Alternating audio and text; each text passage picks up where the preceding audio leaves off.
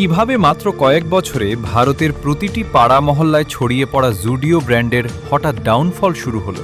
2016 সালে এই ব্র্যান্ডটিকে এই উদ্দেশ্য নিয়ে লঞ্চ করা হয়েছিল যে ভারতের তরুণ প্রজন্মকে অত্যন্ত সস্তা দামে ট্রেন্ডি এবং স্টাইলিশ পোশাক উপহার দেওয়া হবে, যাতে সাধারণ বাজেটেও সবাই ফ্যাশনেবল হয়ে উঠতে পারে।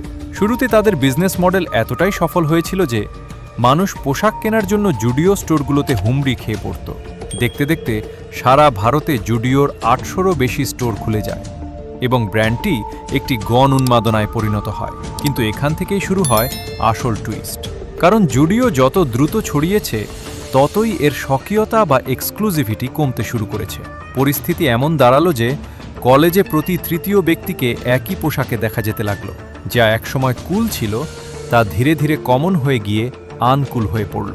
অন্যদিকে কম দাম বজায় রাখতে গিয়ে পোশাকের গুণগত মানের সাথেও আপোস করতে হয়েছে।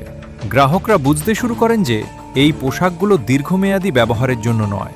জুডিওর এই দুর্বলতাকে কাজে লাগিয়ে রিলায়েন্স ইন্ডাস্ট্রিজের মতো বড় প্লেয়াররা তাদের নতুন ব্র্যান্ডের মাধ্যমে একই দামে ফ্রেশ ডিজাইন নিয়ে মার্কেটে নেমে পড়েছে। প্রতিযোগিতা বৃদ্ধির সাথে সাথে মেট্রো সিটিগুলোতে জুডিও এখন স্যাচুরেশন মুখে, তাই তারা এখন বড় শহর ছেড়ে ছোট শহরগুলোর দিকে ঝুঁকছে।